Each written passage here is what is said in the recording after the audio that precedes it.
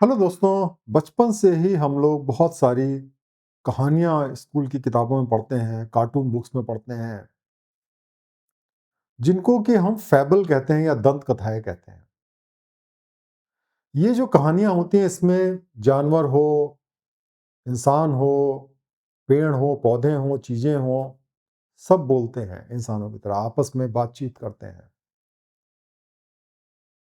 और वो हमें एक मॉरल मैसेज देते हैं।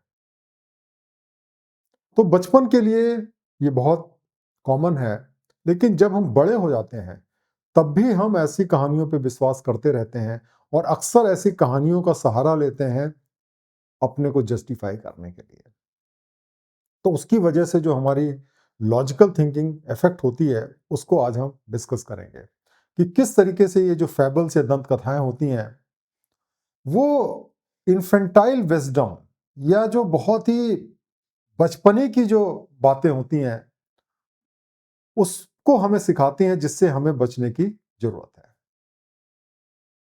तो चलिए दोस्तों, हम फैबल्स के बारे में बात करते हैं कि क्या चीजें होती हैं। फैबल्स होती हैं बड़ी शॉर्ट और नैरेटिव स्टोरीज होती हैं, जो कि आधे पेज या हो सकता है कुछ पैराग्राफ में भी हों, जो हमें एक मॉरल लेसन देती हैं। ये लंबी स्टोरीज नहीं, तो बड़ी छोटी छोटी स्टोरीज होती हैं। इसमें अक्सर नॉन ह्यूमन कैरेक्टर्स होते हैं, जैसे एनिमल्स हो गए, प्लांट्स हो गए, बर्ड्स हो गई, ऑब्जेक्ट्स हो गए। वो सब इंसानों की तरह आपस में एक दूसरे से बातचीत करते हैं।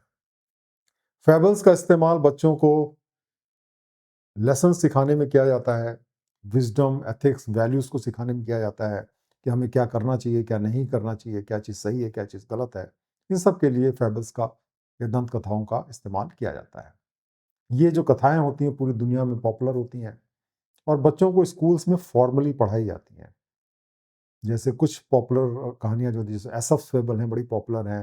पंचतंत्र की कहानियां इंडिया में बड़ी पॉपुलर हैं।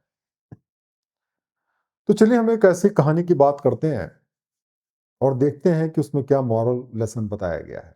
जैसे एक बहुत ही पॉपुलर कहानी है एक चोर की और उसकी माँ की। एक चोर जो होता है वो बहुत बड़ी क्राइम करता है और उसको लाया जाता है कोर्ट में और उसको मौत की सजा हो जाती है। उससे उसकी आखिरी इच्छा पूछी जाती है तो कहता है मैं अपनी माँ से बात करना चाहता हूँ। और माँ जब अपना कान उसके मुंह के पास लाती है तो उसको काट लेता है, खून निकलना शुरू हो जाता है। अब वहां पे जितने लोग थे वो एकदम घबरा गए। उन्होंने कहा कि ऐसा क्यों किया उसने? तो वो कहता है कि आज मैं जो भी हूँ अपनी माँ की वजह से हूँ। जब मैं छोटा था मैंने छोटी छोटी चोरी शुरू की तो हमारी माँ ने मुझे पनिश नहीं किया। फिर मेरी आदतें बढ़ती गई, मैं बड़ी बड़ी चोरियां करता गया और अंजाम यह है कि आज मैं मुझे मौत की सजा होने वाली है। तो मेरी दशा के लिए मेरी माँ रिस्पॉन्सिबल है। तो इस तरीके से ये जो स्टोरी है आपको एक मॉरल लेसन देती है कि पेरेंट्स जो होते हैं उनको अपने बच्चों को सही और गलत का डिफरेंस बचपन से सिखाना चाहिए। अदरवाइज आपके बच्चे गलत रास्ते पे चले जाएंगे। अब हम एक दूसरी स्टोरी का रुख करते हैं, जिसमें एक वोल्फ और एक लैम की कहानी है। एक भेड़िया जो है वो एक हिल के टॉप पे था, वहां से पानी झरने से बह रहा था। उसने नीचे देखा तो एक मेमना जो है वो पानी पी रहा था। उसको लालच आया कि इस मेमने को हमें खाना चाहिए, लेकिन खाने के लिए उसको एक कोई कारण ढूंढना था। तो उसने मेमने को जोर से चिल्लाया कि तुम मेरे पानी को गंदा क्यों कर रहे हो? तो मेमने ने कहा साहब पानी तो ऊपर से नीचे आ रहा है, मैं कैसे गंदा कर सकता हूँ? पहला उसका एक्सक्यूज फेल हो गया। फिर उसने कहा तो फिर तुमने 1 साल पहले मुझे गाली क्यों दी थी? तो मेमने ने कहा कि साहब मेरी तो टोटल उम्र ही 6 महीने की है, मैं तो पैदा भी नहीं हुआ था, मैं कैसे आपको गाली दे सकता हूँ? अब ये भी बहाना फेल हो गया। तो जो भेड़िया था वो जोर से चिल्लाया, अच्छा ठीक है, तुमने गाली नहीं दी होगी, तुम्हारे बाप ने गाली दी होगी। और उसके बाद उसके ऊपर कूदा और उसको खा गया। अब ये कहानी जो है जो लेसन हमें सिखाती है वो ये सिखाती है कि जो टायरेंट्स होते हैं, जो डिक्टेटर्स होते हैं, वो जो उनके कमजोर लोग होते हैं, सबॉर्डिनेट्स होते हैं, उनको मारने के लिए, हार्म करने के लिए कोई भी बहाना बना देते हैं। ये लोगों का करेक्टर है। तो ये जो स्टोरीज हैं, ये दोनों स्टोरीज पूरी दुनिया में बहुत पॉपुलर है। क्यों ये स्टोरीज पॉपुलर हो जाती हैं? पहले तो हमको ये समझना पड़ेगा। ये स्टोरीज इसलिए पॉपुलर हो जाती हैं कि इंसान की एक आदत होती है कि जब सफल होता है तो सारा क्रेडिट खुद ले लेता है, लेकिन जब असफल होता है तो इसके गोट ढूंढता है कि किसके ऊपर जिम्मेदारी को शिफ्ट कर दिया जाए। और ये जो कहानियां होती हैं उसको मदद करती हैं किस तरीके से वो दूसरों को ब्लेम कर सकता है अपनी कमी के लिए। जैसे जो भेड़िया और मेमने की कहानी थी, उसमें ज्यादातर लोग अपने को मेमने की तरह समझते हैं, भेड़िए से अपने को कोई कंपेयर नहीं करता। और उसी तरीके से मदर और सन की जो कहानी थी, ज्यादातर लोग अपने को सन की जगह प्लेस करते हैं। क्यों ऐसा करते हैं? क्योंकि वो दूसरों को ब्लेम कर सकते हैं। जो व्यक्ति है वो अपने बॉस को हमेशा वोल्फ की तरह, भेड़िए की तरह देखता है। जो उससे ज्यादा पावरफुल लोग हैं, चाहे वो पेरेंट्स हों, चाहे वो उसके बॉस हों, चाहे वो लीडर्स हों, उनको लगता है कि वो उसको लगातार एक्सप्लॉइट कर रहे हैं, जबकि वो खुद भी लोगों का बॉस होता है, खुद भी दूसरों का पेरेंट्स हो सकता है। वो अपने को उस जगह पे नहीं रखता है, लेकिन जहां पे जिम्मेदारी शिफ्ट करने की बात है वहां पे इस कहानी का इस्तेमाल करता है। अगर आप देखिए इसमें, तो इसमें सच्चाई नहीं है, और ये एक बड़ा अच्छा तरीका है अपनी जिम्मेदारियों से बचने का। और आप देखिए कि पहले केस में मां को हम इसलिए जिम्मेदार ठहराते हैं कि उसने बेटे के खिलाफ में एक्शन ले लिया। तो अगर हमने सबॉर्डिनेट कुछ काम नहीं कर रहा और हमने उसके खिलाफ एक्शन नहीं लिया और कल उसको कोई प्रॉब्लम हुई, तो वो वाली कहानी यूज कर लेगा। और अगर हमने उसके खिलाफ एक्शन लिया तो वो भेड़िए और मेमने की कहानी शुरू यूज कर लेगा कि मुझे एक्सप्लॉइट किया जा रहा है। तो इस तरीके से, दोनों तरीके से, चाहे आप एक्शन लें चाहे ना लें, आपको जिम्मेदार ठहराया जाएगा अगर चीजें गलत हो जाएंगी। ऐसे कितने सारे पेरेंट्स हैं जो अपने बच्चों की क्राइम की रिस्पॉन्सिबिलिटी लेना चाहेंगे? कोई नहीं लेना चाहता।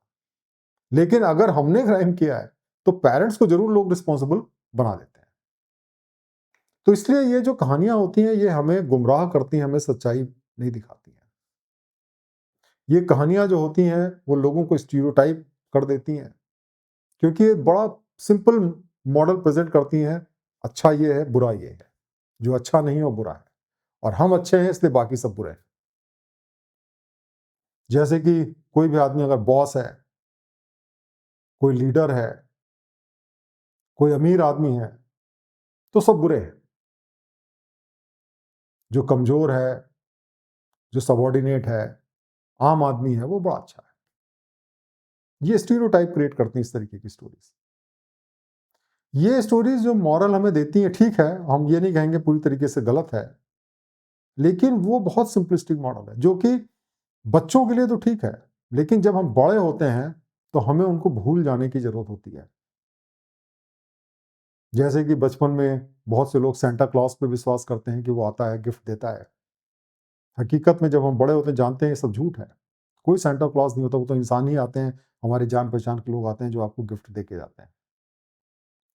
लेकिन अगर आप बड़े होके भी सेंटा क्लॉज पे विश्वास करते रहें तो जरूर लोग हमारे बारे में चिंतित हो जाएंगे कि इसका ग्रोथ नहीं हुआ। इसी तरीके से अगर बड़े लोग भी इन फैबल की कहानियां जो होती हैं, फैबल्स जो होती हैं, दंत कथाएं होती हैं, उस पर विश्वास करके अपने एक्शन को सही बताएं या दुनिया को उस तरीके से समझाने की कोशिश करें, तो इसका मतलब कि उनकी इंटेलेक्चुअल ग्रोथ हुई नहीं, अभी भी वो इंटेलेक्चुअली बच्चे ही हैं। तो इसीलिए ये जो कहानियां होती हैं ये इंटरटेनमेंट के लिए तो ठीक हैं, बच्चों के लिए भी ठीक हैं, क्योंकि उनको हम दुनिया की कॉम्प्लेक्सिटी के बारे में नहीं बता सकते, लेकिन बड़े लोगों को उनको छोड़ देना चाहिए। अगर आप एक क्रिटिकल थिंकर बनना चाहते हैं तो फैबल्स का सहारा ना लें। अगर कुछ भी बात आपको बतानी है तो आर्गुमेंट का सहारा लें, लॉजिक का सहारा लें, एविडेंस बताएं, फैक्ट्स बताएं, बजाय इसके कि इन कहानियों के माध्यम से आप कोई चीज़ प्रूफ करने की कोशिश करें। और इसीलिए हमें इन फैबल से मॉरल लेसन्स को नहीं सीखना चाहिए। इनके लॉजिक और रीजंस जो बताए गए उस पर विश्वास नहीं करना चाहिए, बल्कि जो चीज़ें इंपेरिकल स्टडी से, लॉजिकल स्टडी से, लॉजिक से, रीजन से बताई गई हैं उस पर केवल विश्वास करना चाहिए। तो इस तरीके से आज हमने जाना कि हमें फैबल से, दंत कथाओं से बचने की क्यों ज़रूरत है, क्यों ये हमें भ्रमित करती हैं, क्यों हमारी इंटेलेक्चुअल ग्रोथ को रोक देती हैं अगर हम इस पे विश्वास करें तो।